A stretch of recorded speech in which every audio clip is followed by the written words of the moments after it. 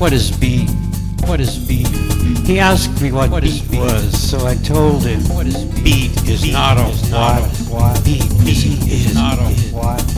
It's jazz blues crying out on a night of moody stars over the city never sleeps. It's a struggle of hard bones and empty bottles.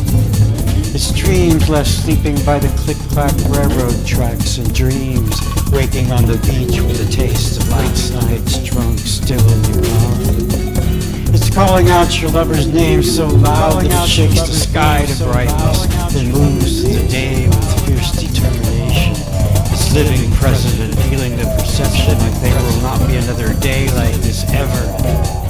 It's balancing feathers and driving around the world with a stereo blasting through the interstellar air. Its blades spinning through the psychedelic movements of wind, powering the lights at the end of the world. Beat is when someone takes all you have and disappears into a fog of missing possibilities and leaves you there crying at a table set for one. Beat is when you don't care anymore that you are beat, and you just lean forward and listen to the flapping of your shoes on the hot asphalt of a slow-boiling summer's day. Beat is yow, man. Beat is yow, man. Beat is yow, man. Cool, cool, cool. It's beat children struggling to save a beat planet from plastic bags roiling in a radiated sea. Beat is beat down. Beat is beat up. Beat is life. Beat up. It eats into you like a hungry worm, breaks over you in waves of spent notes spilling wildly from some musician's pinched-lipped horn and wraps around you like a hot-smoke woman on a cool, warm night. Beat is a long, slow cry of distant train whistles in the middle of a long, dark dream. It's knowing that you're standing on a path where one journey ends and another one begins.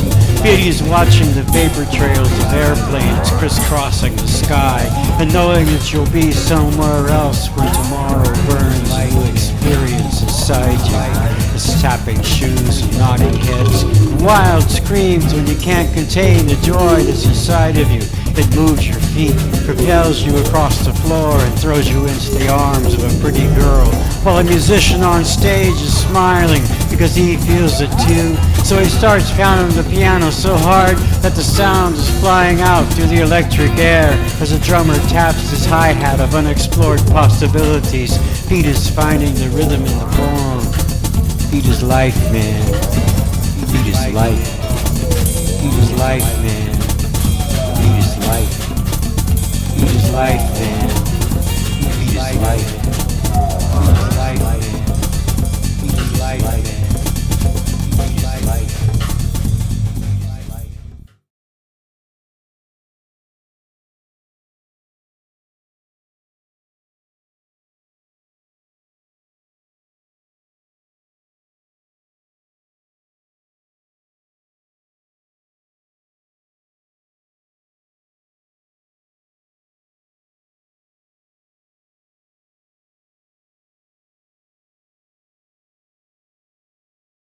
This goes out to all you. The Beat Poetry Festival 2022 in Connecticut. Hope you're having a good old time. To be a poet is to cat the dog, to drown a rat, to set sail across endless, windless seas with a starfish for a rudder.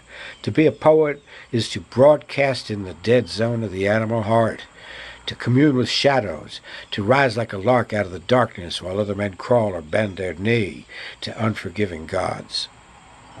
To be a poet is to stop in the middle of a stampeding herd and examine a flower, to prowl, to pounce while other men sleep, to misdiagnose the lady of the house, to dwell feline among the bedroom slippers. To be a poet is to live on the run, to tie a bell around the madman's neck, to shout fire all over town, to pull strange caper, to harmonize in empty rooms. to shoot rubber bullets into the hilarious night, to gasp, to cry, to insist, to proclaim, to grasp at straw visions and crazy lies, to go it alone, to live 9 lives, 6 at a time, to dematerialize at the edge of the wishing well like John the Revelator in a 10-gallon hat, only to return full-bodied, woke and alive, well punished, drunk on a dime, to be a poet, defiant as a dunking stone.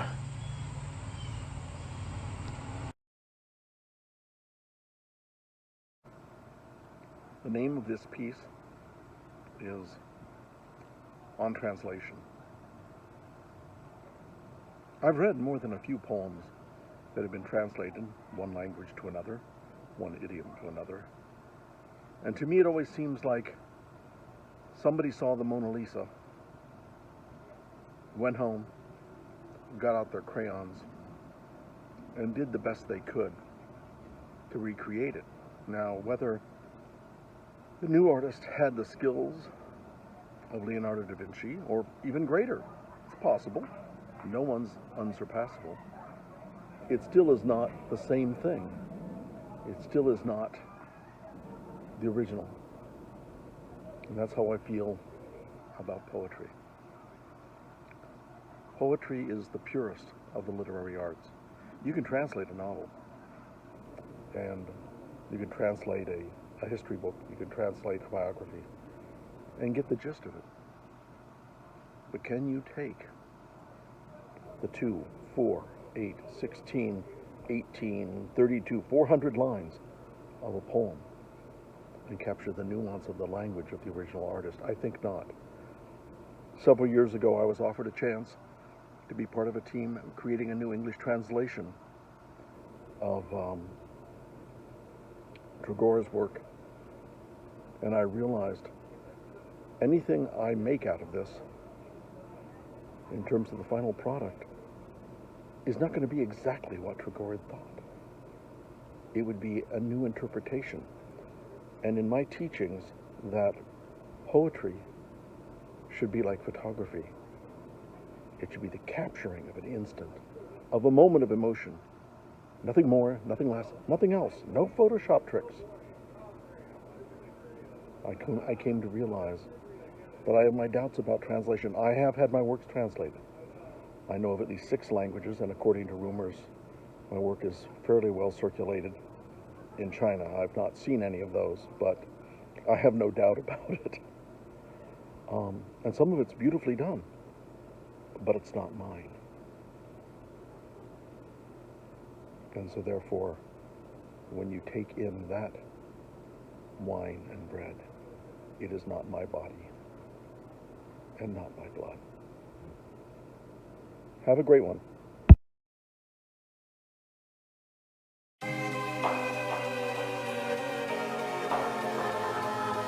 "13 ways of looking at they." 1. Upon waking, they don their masks of hate. 2.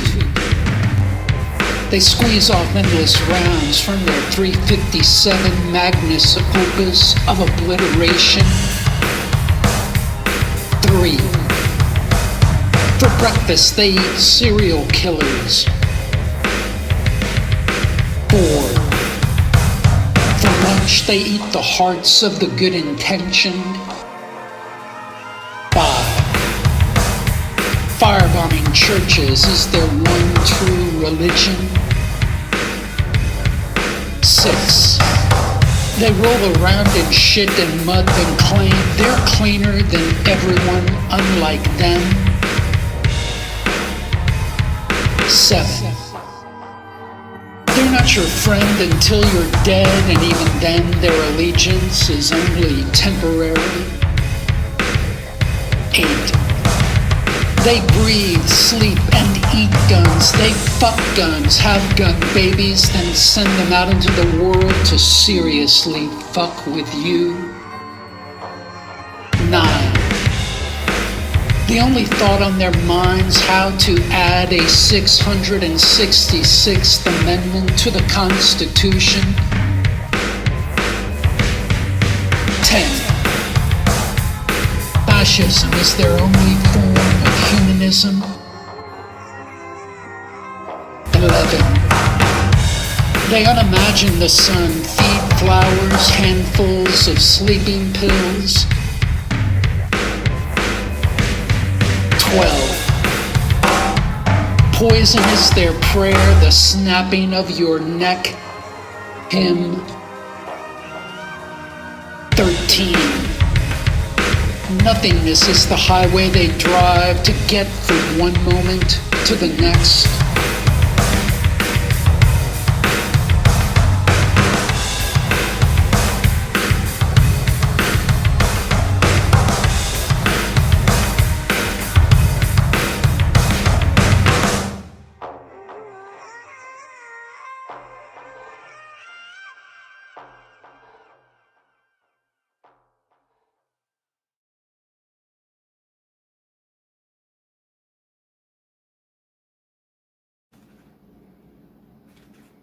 Thank you, Debbie, to Sunkill Day, for inviting me to participate in the National Bee Poetry Festival 2022. My name is Lorraine Currelley, and my poem is for my ancestors, When You Write.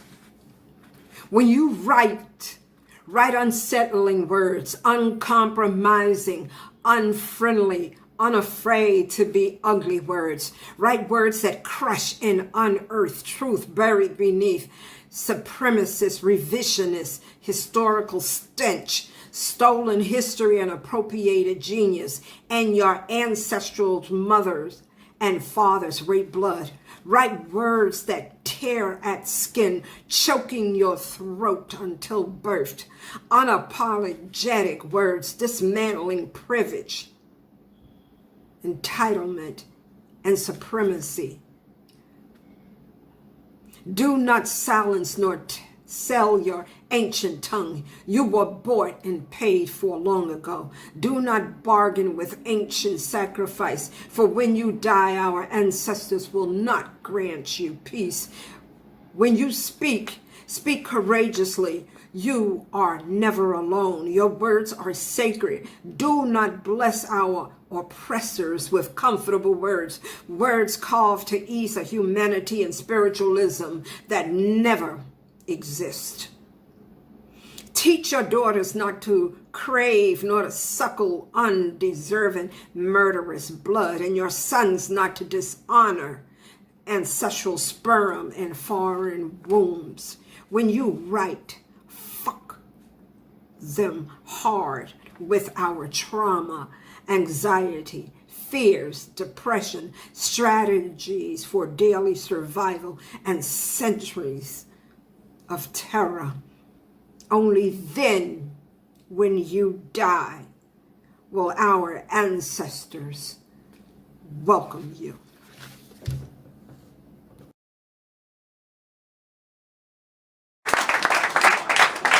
The sheep's in the meadow, the cows in the corn. Now is the time for the child to be born. He'll laugh at the moon and he'll cry for the sun. If it's a boy, he'll carry a gun, sang the crow on the cradle. If it should be that our baby's a girl, never you mind if her hair doesn't curl. Rings on her fingers and bells on her toes, and the bomber above her wherever she goes, sang the crow on the cradle. Before the end of the world. If you think I'm sexy, let me know. Because we could get along before these madmen blow up the world. I could be your bridge from the past to the future, because the present doesn't present much hope, and I'm looking for an alternative to war. Maybe a dark beer or a Nati dread woman who practices ganja inhalation meditation. I want to taste the THC on her tongue. Take me to some other place deep between her thighs. I want to contemplate her navel from the inside. Search for answers to questions like what makes her juices flow. And I'm looking for an end to rhetoric. there's a battle going on to capture your mind. Surround yourself in light, forget your prayers. Instead of trying to talk to God, meditate. God will talk to you. Listen to the silence. It may be the only good news available as lost souls cry out the truth, sacrifices to injustice, victims of the world's disorder.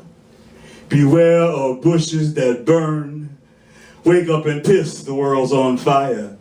I saw it on the news the other day. Some madmen with stolen passports, men of no property who love death more than women, set fire to Twin Towers in the Pentagon. Snakes' eyes came up like skeletons. The stench of rotting corpses poisoned Wall Street.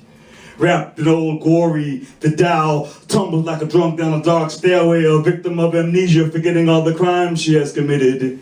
Pleading not guilty in a court of insanity, a cacophony of stolen elections, genocidal reflections, and wars that rage on since Solomon's temple. So choose the red or the blue pill, if you will. You scoffed when told to behold that the horse was pale. Liberty is stuck at the airport, bags being searched by the National Guard. Cheeks spread, raped again like Hiroshima and Nagasaki, Vietnam, Grenada, and Haiti. The news is controlled by Disney. The fantasy on your TV is stark reality. Only you have the power to change it. Put down your flag. It cannot protect you from the karma.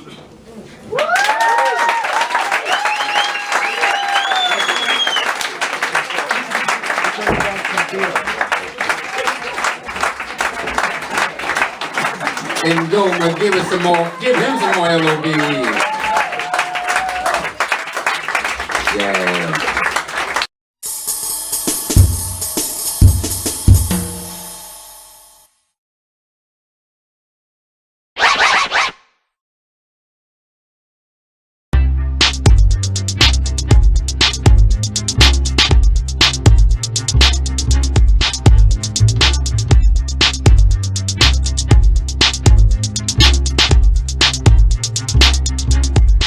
This poem is free. This poem is free, but you may have paid to hear me read it. This poem is sovereign. It has no birth certificate. It doesn't give a damn that it has no form. This poem wasn't written for you. It wrote itself. This poem has no 3-minute rule. It wasn't written for the slam, and it doesn't give a damn about the score. This poem doesn't care that it is political, and this is an erotic reading. This poem refuses to be porn on paper. This poem doesn't care about your sex life unless you're taking it to bed.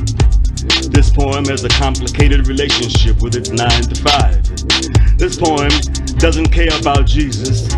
This poem wants to know why you turned your back to your ancestors to follow your oppressor's religion. This poem doesn't care if it pisses you off. It prides itself in controversy. This poem intends to trigger your critical thought. This poem thinks you should turn off the idiot box and read a book. This poem doesn't care about Kate and William, Bill and Hillary, Michelle and Barack, or Ben and bleeping Jerry as far as that matters. This poem doesn't care about who you marry. Once the knot is tied, it's your problem, deal with it. This poem does not care that it makes use of profanity. This poem thinks there's nothing more profane than poverty and wants to get paid. This poem is horny and wants to get laid. This poem is for adults only and not for your kids. This poem has arthritis and wants to move to Cali for medicinal weed. This poem is not the one written by Muta Baruka and won't go on and on and on and on in your mind. What happens in this poem stays in this poem. This poem is a bad mother. This poem is free.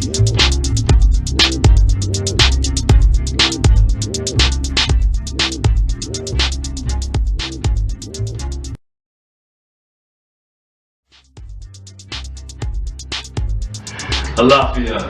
My name is Baba Ngoma Osayemi Ifatunbishe. You may know me as Ngoma Hill.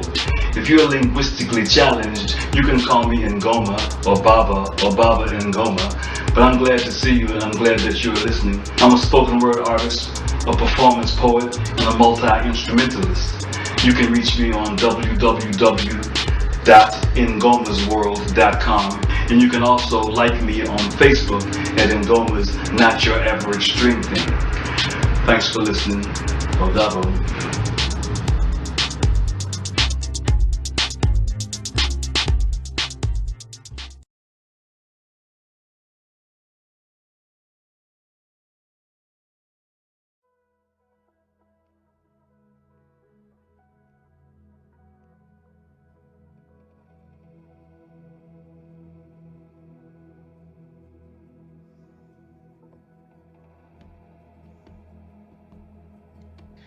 Hellraisers took a constitution, let it run around in streets, let it rise up, take a stick and beat us.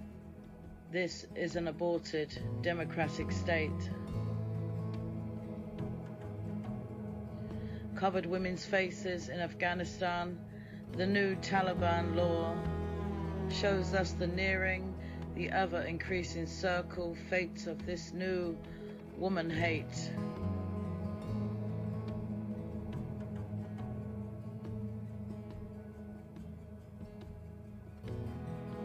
We are in a state, we are appealing and yet reveal the inner workings of misogyny, the inner streak and strike. Wombs are filled with lightning, wombs are filled with wrong, wombs are prison rooms, wombs are filled with rape. We are gathered in hell's bells, left to ruminate on this bitter woman batter Bible chatter. We are covered in your handmaid's tale, valley of death we walk, no evil on our faces, many now unseen, robed in red and lie in beds, you say seducing, now forced producing. We are women reducing, our children for battle, the newly born dead.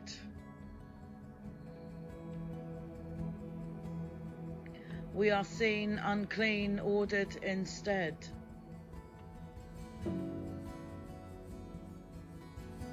Mother Mary, we are your sister. Brother, we are your mate. Father, we are undone in this Hellraiser wake.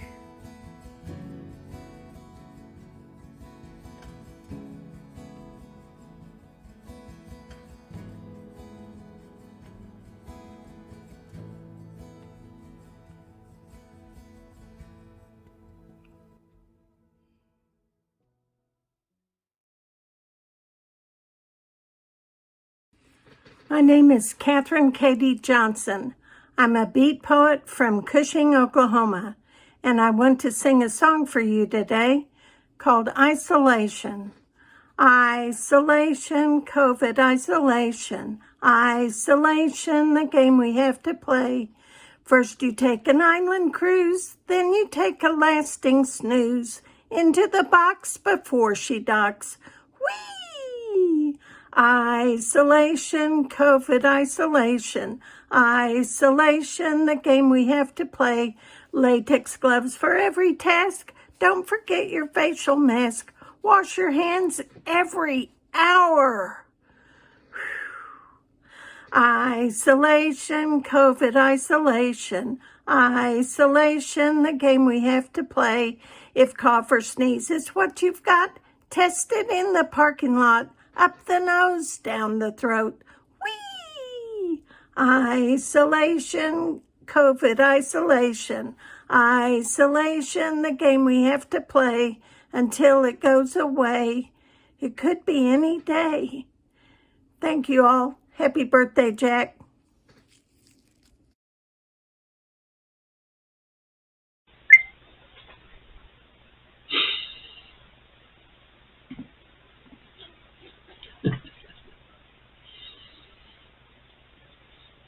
This is entitled SDI, Strategic Defense Initiative,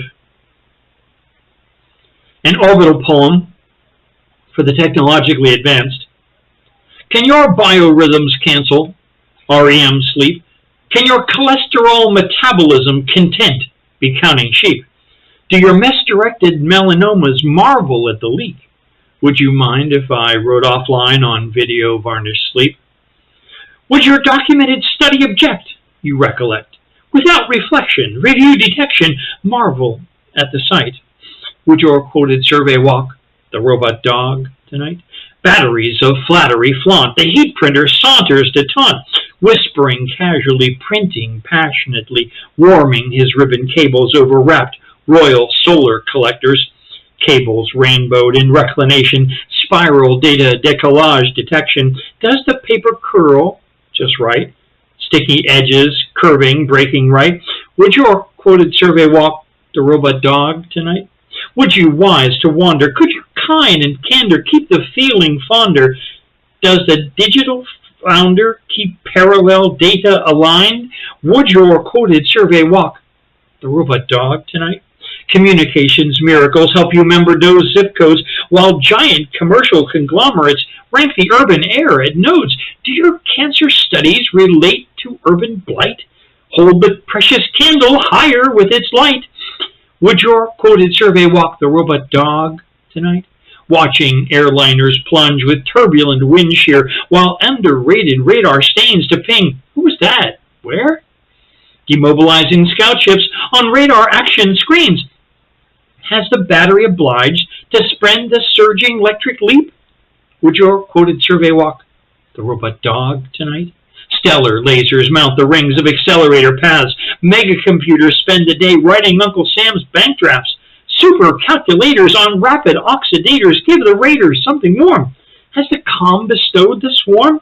Inching ever closer, nearer to the norm. Hear the walking catfish heading for the door. Don't let them out there wander, trilling colors, regimental soar. Hydrogen alert, bore right here in micro-activated mirth.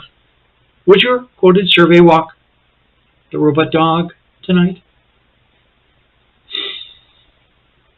From 7370 Allen Drive, a poetry collection. Hi, this is Daniel J. Flore III, and I'm going to be reading my poem, Glimpses of My Mom and I After the Divorce, 1988. My mom looks at me like, what do I do? I am only 11 years old. My mom, fun as a bag of Doritos. I give her advice, it exhausts me. We are both depleted after the divorce, but give more than we have to each other. It's the only way to survive. My dad is a phantom. We beat up on him for kicks. My mom is the good guy and my dad is the bad guy because he left. We live in his aftermath in the car at night, driving around in what he left behind. The world outside the windshield, the streetlights barely glaring, all look as abandoned as we are.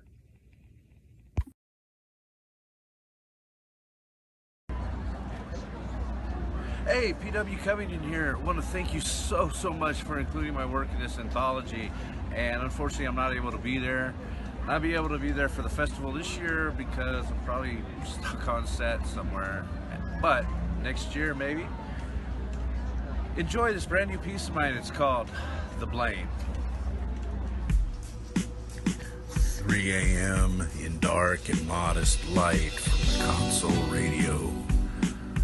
The room spills with lo-fi, steel fan oscillating late May.